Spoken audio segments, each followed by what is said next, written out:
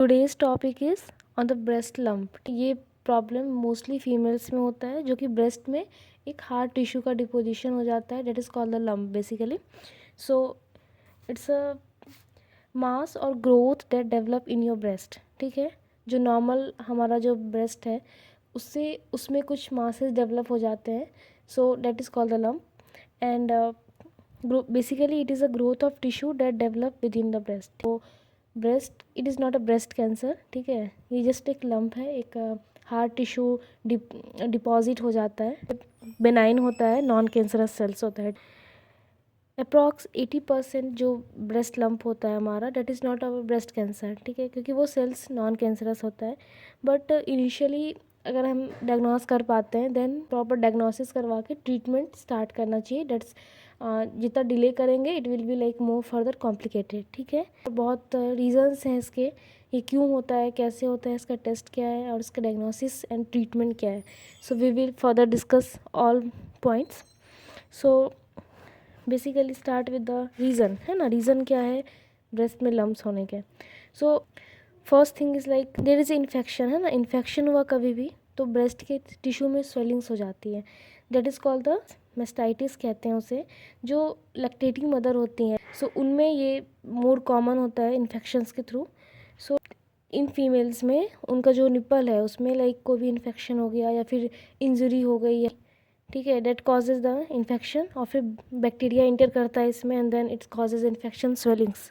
Okay, so it's generally like ये ठीक हो जाता है, एंटीबायोटिक्स लिया हमने और फिर हम नॉर्मल दवा लेंगे एंटीबायोटिक्स, तो इससे ये ठीक हो जाता है।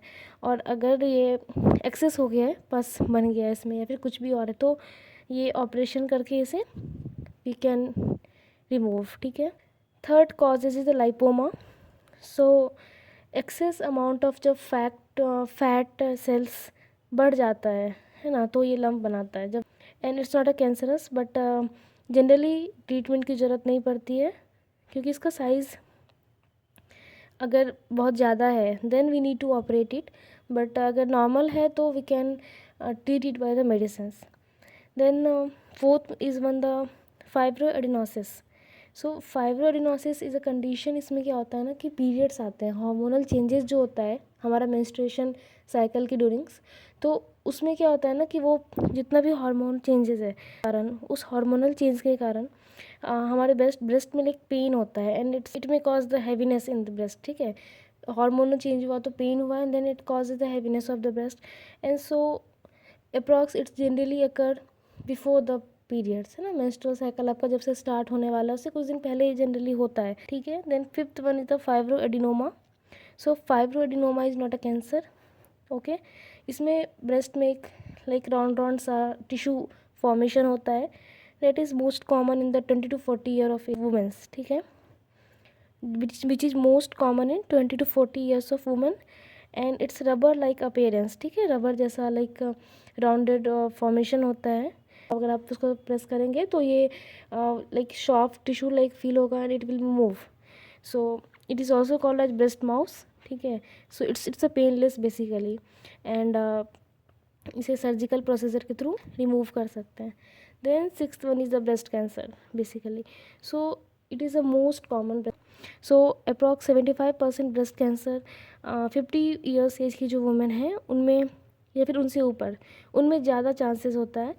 ऐसे वुमेंस जो लैक्टेटिंग हैं, जो बच्चे को दूध पिला रही हैं, तो उनमें ब्रेस्ट कैंसर के चांसेस बहुत कम हैं। ठीक है, सो इट इज़ लाइक एक नेचुरल प्रोसेस है जिसे करना है, लाइक एक बच्चे को लैक्टेट करवाने से ब्रेस्ट कैंसर का रिस्क बहुत कम होता है।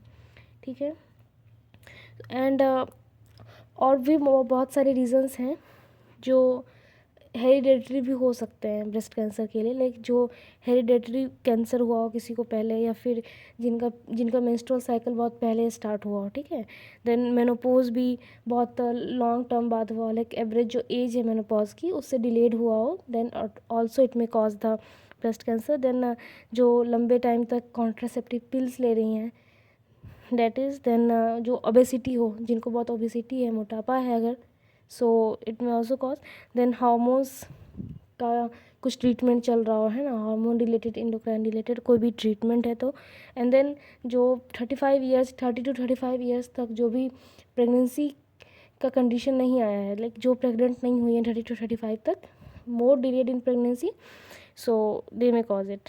सो उन्हें लाइक प्रिकॉशन लेने की ज़रूरत है थोड़ी सी, एंड लाइफस्टाइल अच्छी रखनी है ना, फैटी चीज़ों का लाइक इनटेक बहुत कम करना है, अल्कोहल, टोबैको एंड ऑल, ये सब से प्रिवेंट करना है खुद को, स्ट्रेसफुल लाइफ नहीं रखनी है, and regular checkup is important. There are some test for breast lumps कि हाँ ये कुछ टेस्ट करवाया जाता है।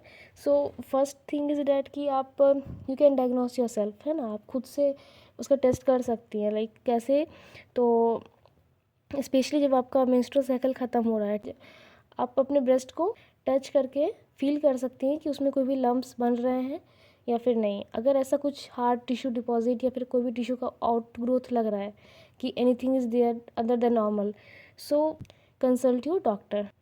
Second one is the mammography. It is a basically type of x-ray of the breast, ठीक है, ब्रेस्ट का एक्सरे है डैट अप्रॉक्स इससे 90% तक ब्रेस्ट कैंसर का डायग्नोस किया जा सकता है इस टेस्ट से, ठीक है। सो it is very important, and approx 40 years से जो एबव की जितनी भी महिलाएं हैं, ठीक है, उनमें this test is very important. Then third one is the ultrasound, fourth one is the MRI, ठीक है, एंड CT स्कैन भी करवा सकते हैं, and then biopsy is very important because अगर आपका कोई भी हार्ट टिश्यू डिपॉजिट है या फिर कुछ भी एबनॉर्मल डेवलप हो रहा है, then we can cut the skin of that region and send it for the lab testing, ठीक है। सो लैब टेस्टिंग में जो भी फाइंड आउट होगा अकॉर्डिंगली ट्रीटमेंट स्टार्ट होता है। सो बायोप्सी इंपॉर्टेंट है।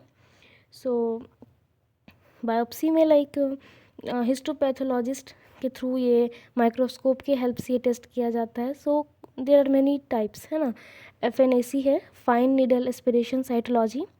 सो इसमें एक सिरिंज के थ्रू ब्रेस्ट के लम्ब से थोड़ा सा स्किन निकाल के, थोड़ा सा टिश्यू निकाल के टेस्ट के लिए हम भेजते हैं, एंड फिर वहाँ पे प्रॉपर डायग्नोस हो पाता है। Then needle core biopsy, then drill biopsy and excisional biopsy. So ये जो फाइन नीडल एस्पिरेशन साइटोलॉजी है, FNAC टेस्ट, सो इसके कुछ बेनिफिट्स हैं। ये बिना सर्जरी के किया जाता है, ठीक है। सो पेशेंट्स भी कंफर्टेबल फील करता है और पेशेंट्स को बहुत स्ट्रेस नहीं होता। It's not too much painful, it's less complicated, ठीक है, एंड ब्लीडिंग की चांसेस भी बहुत कम है और अदर इन्फेक्शंस के चांसेस भी बहुत लो हैं, ओके। देन स्किन में कोई स्कार्स नहीं रहता है, एंड रिपोर्ट्स भी जल्दी आ जाती हैं इसकी। This was all about the breast lump. So in the next video we will discuss on the another important topic. Thank you.